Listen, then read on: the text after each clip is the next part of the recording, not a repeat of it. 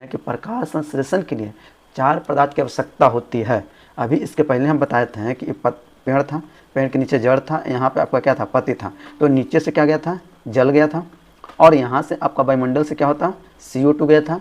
इसके अंदर आपका जो होता है कि क्या पाया गया था, क्लोरोफिल पाया गया था। क्या पाया गया था, क्लोरोफिल पाया गया था। और ये जो होता है यहाँ आपका सनलाइट जो होता है कि आपस में जो होता है कि अभिक्रिया करके H2O, CO2, क्लोरोफिल और सन, ये चारों जब आपस में मिल जाते हैं तो आपका कौन सी क्रिया होता है, प्रकाश संश्लेषण। प्रकाश संश्लेषण की क्रिया होती है। तो प्रकाश संश्लेषण क्रिया को प्राप्त करने के लिए हमें कितने पदार्थ की जरूरत होती है, तो 4 होती है। कौन कौन, पहला है आपका पर्णहरित जिसको बोलते हैं क्लोरोफिल, दूसरा है आपका कार्बन डाइऑक्साइड जिसको बोलते हैं CO2, और तीसरा है जल H2O, और चौथा है सूर्य का प्रकाश। सभी के सभी की जरूरत होता है, तब जाके आपका प्रकाश संश्लेषण की क्रिया होगा। तो आप इतना सारा टॉपिक समझ चुके होंगे कि प्रकाश संश्लेषण क्रिया क्या है, प्रकाश संश्लेषण क्रिया कैसे होती है, प्रकाश संश्लेषण क्रिया में जो होता है क्या क्या चीज़ होता है कि जरूरत पड़ता है, तब जाकर प्रकाश संश्लेषण क्रिया होती है।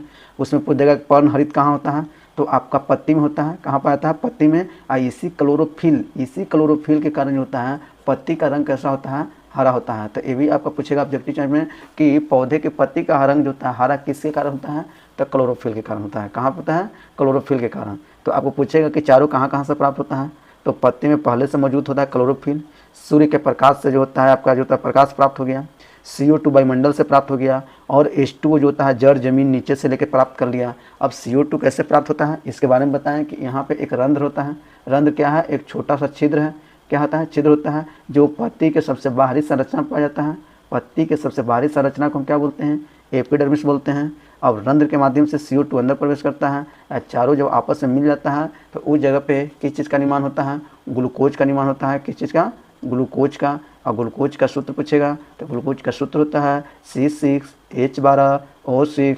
इसमें बेकार के रूप में जो प्राप्त होता है उसको हम लोग बोलते हैं उत्पाद बोलते हैं। क्या बोलते हैं, उपोत्पाद बोलते हैं, उपोत्पाद बोलते हैं। यह उत्पाद जो होता है क्या होता है, CO2 होता है, O2 होता है। और O2 जो होता है पौधे के लिए बेकार है, लेकिन हमारे ज़िंदगी के लिए क्या है, लाभप्रद है। यह हमारी ज़िंदगी का अति आवश्यक है। इसके बिना हम अपनी ज़िंदगी कल्पना नहीं कर सकते हैं। क्यों, क्योंकि श्वसन की क्रिया में हम O2 को ही प्रमुख रूप से लेते हैं, और यही O2 हमारे शरीर में प्रवेश करेगा तो हमारे शरीर में जो होता है कि एनर्जी प्रदान करता है। क्या करता है, एनर्जी प्रदान करता है। तो पूछ देगा कि पौधे उत्पाद के रूप में क्या निकालता है, O2 निकालता है, और उसका मुख्य जो प्रोडक्ट बनता है वो क्या बनता है, ग्लूकोज बनता है। यही ग्लूकोज से पौधे अपना शरीर में सारी क्रियाकलाप को करने के लिए करता है, जिम्मेदार रहता है।